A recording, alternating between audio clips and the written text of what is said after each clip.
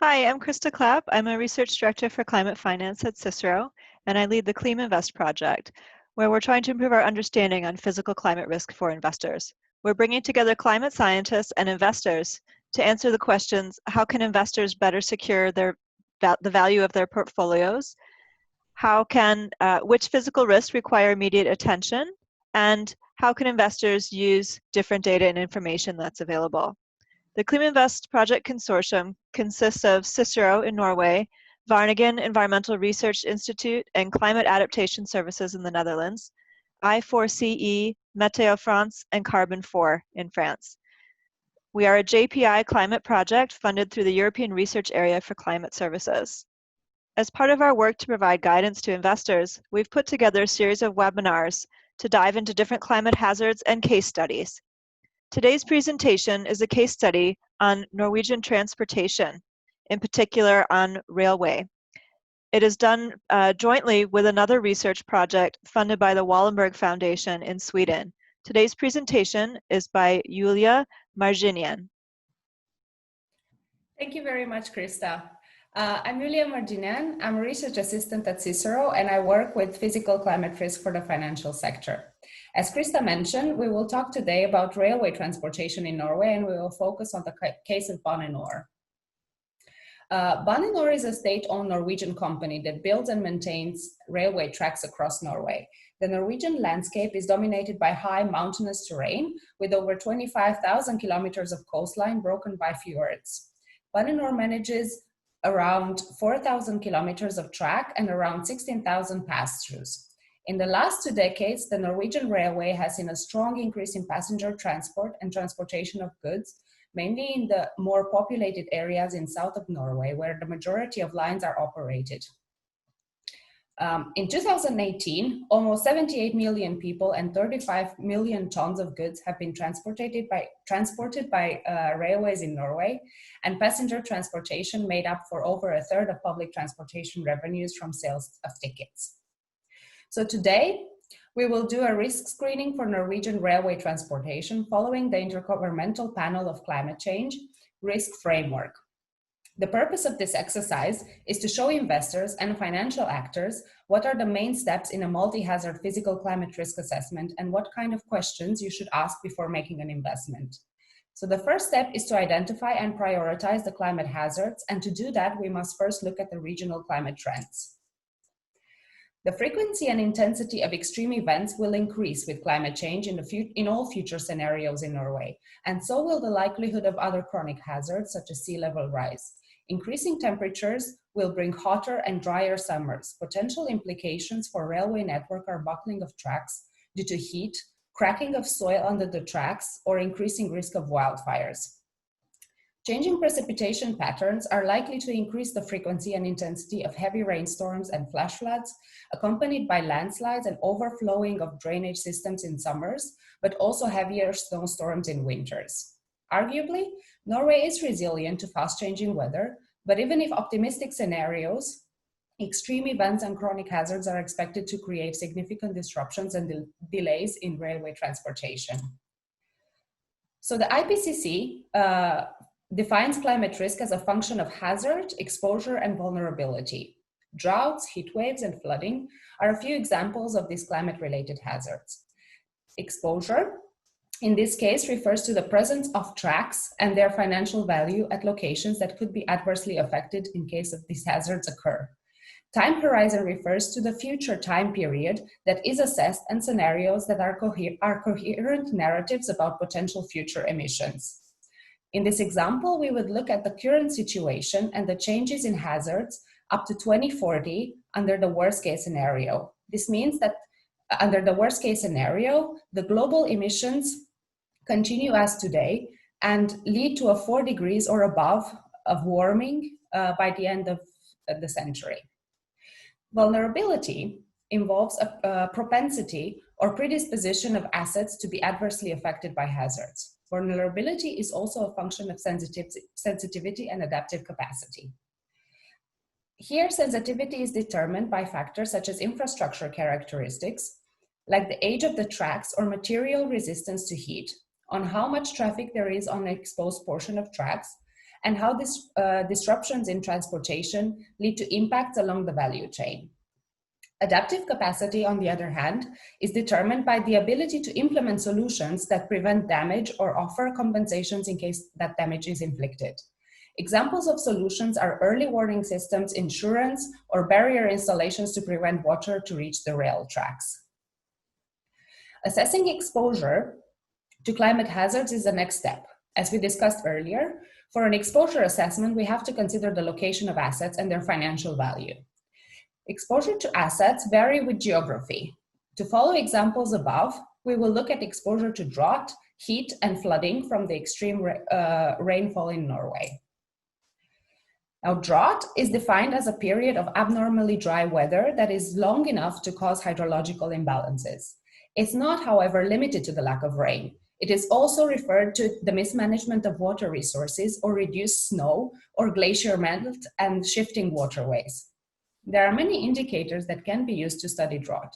Here, we chose a simple indicator that shows the maximum number of consecutive dry days. This refers to days without rain and lists the length of the single longest period and not the number or frequency of such periods in a certain year. In the figure on the left, we can see that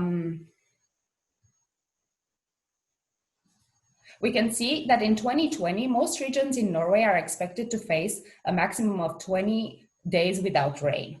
In the figure on the right, shows that the projected change from 1990 to 2024 under a worst-case scenario. So here we see that the maximum amount of days without rain decrease in Norway with 1 or 2 days, and only some isolated areas will see an increase of up to 2 days. That leads us to conclude that frequency of precipitation in Norway will actually increase under the worst-case scenario. Therefore, the Norwegian railway has low levels of exposure to drought and other associated climate hazards such as soil subsidence and wildfires. Moving on to heat. For heat, we chose a slightly more complex indicator called the heat wave magnitude index. The heat wave magnitude index merges the duration in days and the intensity, so the daily maximum temperature of prolonged extreme temperature events, into a single numerical index. The map on the left shows already a high risk for extreme heat waves in southern part of Norway, while moderate to severe heat waves are expected in northern Norway. It is worth noting that a significant section of the railway network is clustered in southern Norway in the same areas where the risk of extreme heat is located. In the map on the right, we can see that the risk of heat waves increase in the future in all regions, and in some small areas, especially along the coastline, will be severely affected. Therefore, we conclude that the Norwegian railway has a medium to high levels of exposure for the entire network. When it comes to flooding, there are a variety of flood types, including pluvial, meaning from rainfall, fluvial, meaning from rivers, overflowing, and coastal floods. It is possible that the combination of these types of floods may happen simultaneously. Here, we will look only at flooding due to intense rainfall, and we chose an indicator to mirror the risk for drought. The consecutive number of extremely wet days indicates the greatest number of consecutive days with intense daily rainfall, so over 20 millimeters. This indicator is used to describe a specific event instead of a general trend. Again, the map on the left shows 2020 very extreme to ultra extreme precipitation along the coastal regions of Norway. Since coastal flooding is not factored in this indicator, it's fair to assume that the coastal flooding would further add to the burden of coastal areas. The map on the right shows again the projected change from 1990 to 2040. The increased consecutive wet days means that multi-day precipitation spells will be getting longer and potentially more intense in the future. The conclusion is that the Norwegian railway has high levels of exposure to pluvial floods. Low-lying and coastal areas such as the Oslo Fjord, which has 70% of the railway traffic, are particularly exposed.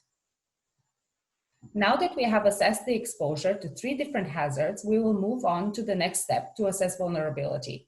As discussed earlier, vulnerability is a function of sensitivity and adaptive capacity. The Norwegian railway system manages construction and maintenance of capital-intense infrastructure across diverse landscapes. as well as extensive land management around the tracks. It employs thousands of people and transports high volumes of passengers and commercial and industrial goods. To assess sensitivity, we have to look at the series of different factors: infrastructure, land characteristics around and along the asset, age and time horizon of the asset, and connectivity and volume of traffic. For infrastructure, we need to inquire whether tracks have been stress tested for heat levels expected in the future.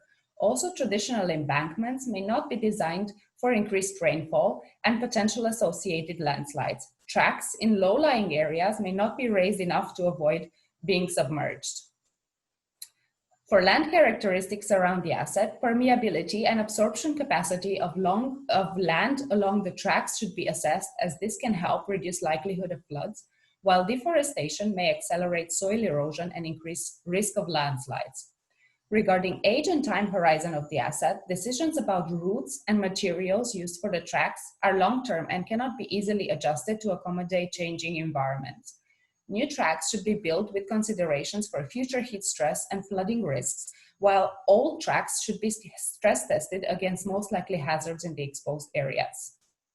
Connectivity of the asset is also important to assess. The Norwegian railroad system is managed by public entities, but the trains are operated by private ones. Delays and cancellations of trips may have severe implications down the value chain, with travels and goods stranded. The volume of traffic is high, particularly in urban areas and between urban centers such as Oslo to Bergen, Oslo Trondheim, Oslo Stockholm in the south of the country. These are the same areas with high exposure to heat stress and fluvial flooding. The last step in the risk analysis is the assessment of adaptive capacity. The sensitivity for drought is low, but it may increase if vegetation along the tracks is not well maintained. For Bane NOR, brush maintenance is routine and low cost, which leads to a good adaptive capacity.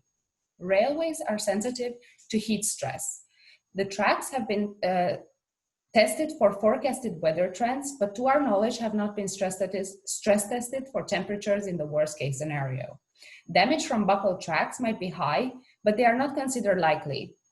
Train operators such as VU and Flytoget instead of Bane NOR are responsible for air conditioning in train cars and stations in case of heat stress. Therefore, Bane NOR's adaptive capacity is assessed to be medium. Even though exposure to flooding is the highest among the three hazards, Bane NOR has already implemented measures to adapt to flooding. Bus fleets have been made available to provide alternative transportation when tracks are submerged or otherwise blocked. New lines are built in compliance with the Planning and Building Act, and regulation set standards for flood considerations. For existing lines, cost-benefit analyses are conducted for measures related to flood risk using a 200-year flood stress test. Bane NOR is also prepared for other climate-related hazards, such as snowstorms, ice on tracks, or strong winds. Bane NOR hires winter preparedness surge capacity staff in mid-November to run plows and snow clearing equipment, clear ice build up on the tracks, maintain point heating and snow brushes to reduce ice build up and avoid delays, and install or check embankment structures intended to resist up to 5 meters of snow. So to sum up, Bane NOR has learned from previous flooding incidences around Norway and has in place contingency plans in case of flooding. Continuous revision and maintenance of these plans is recommended. The analysis shows a high exposure and sensitivity to heat stress, while highlighting some shortcomings in the adaptive capacity of Bane NOR.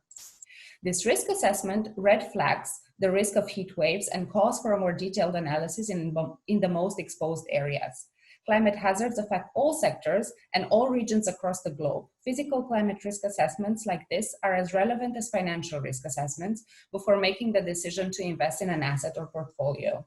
Please contact us with any questions or concerns, and make sure you visit our website for more information on physical climate risks. Thank you.